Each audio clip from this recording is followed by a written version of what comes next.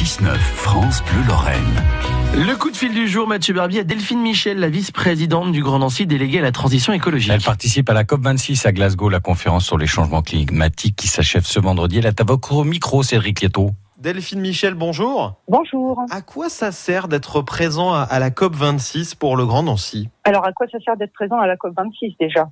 Ça permet de rencontrer des personnes qui font les mêmes expériences de démarches écologiques territoriales, que ce soit régionales ou locales, et quels que soient les pays aussi, parce que là j'ai participé à la COP avec France Urbaine, donc des élus français, mais ça présentait pas tellement d'intérêt si c'était que pour rencontrer des Français.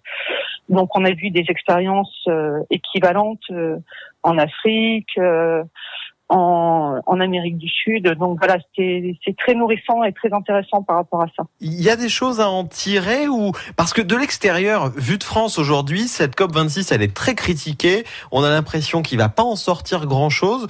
Vous qui êtes sur place, dans les entretiens, les échanges que vous avez, il y aura quelque chose à en ressortir ? Alors pour être tout à fait clair, je pense qu'il y a deux COP, différentes COP. Il y a la COP des chefs d'État. Et là, effectivement, on peut largement douter de ce qui va en sortir. Et puis, il y a la COP des associations, des acteurs territoriaux, etc. Et donc là, les niveaux de dialogue sont forcément différents, puisque nous, l'enjeu, c'est justement de porter l'idée même des associations, qui est d'accélérer, mais aussi on veut accélérer. Et c'est vrai qu'on se situe pas au même niveau. Et que nous, on fait partie de ceux qui auraient tendance à pousser les États à prendre ça au sérieux.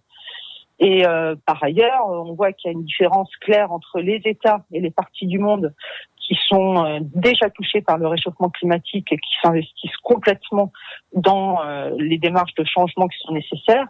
Et puis il y a les autres qui sont les plus gros pollueurs et dont la France fait partie, l'Europe en tout cas, et qui traînent encore largement les pieds, quoi. Pendant cette COP, les Amis de la Terre de Meurthe-et-Moselle et 9 autres associations ont demandé des engagements du Grand Nancy en matière de réduction des émissions de gaz à effet de serre. Ils demandent une baisse de 65% des émissions d'ici à 2030.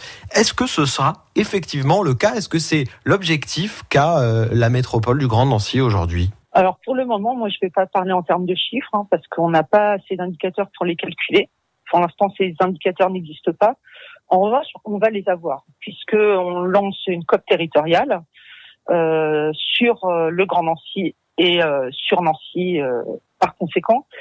Et ça va nous permettre de mettre en place un certain nombre d'outils pour le plan climat, air et territoire. Et l'idée, c'est de pouvoir, à la fin de 2022, avec la participation des associations, des citoyens, des entreprises et de tous les acteurs imaginables, de faire valider notre plan climat et notre démarche de COP, donc d'ici à 1 an. Ça va aller très très vite. Et j'invite évidemment toutes les associations qui le souhaitent à participer à cette démarche que nous allons initier tout début de l'année 2022. Tout le monde pourra participer aux ateliers, donner son avis sur comment on doit vivre à l'avenir dans le Grand Nancy en polluant moins. C'est ça. Ce qu'on veut, c'est mobiliser le plus grand nombre possible de personnes, d'acteurs, de types d'acteurs, de façon à ce qu'on arrive à quelque chose de consensuel, d'accepté et d'exigeant. Parce que on a besoin de ce consensus-là. Le consensus de l'exigence, de l'engagement. Donc, je vais tout à fait dans le sens de la demande des Amis de la Terre. Je la soutiens. Et je pense que nous aurons l'occasion de la co-construire ensemble. Merci Delphine Michel. Je rappelle que vous êtes vice-présidente du Grand Nancy, déléguée à la transition écologique, à la forêt et à l'eau. Bonne journée à vous. Merci à vous. Au revoir.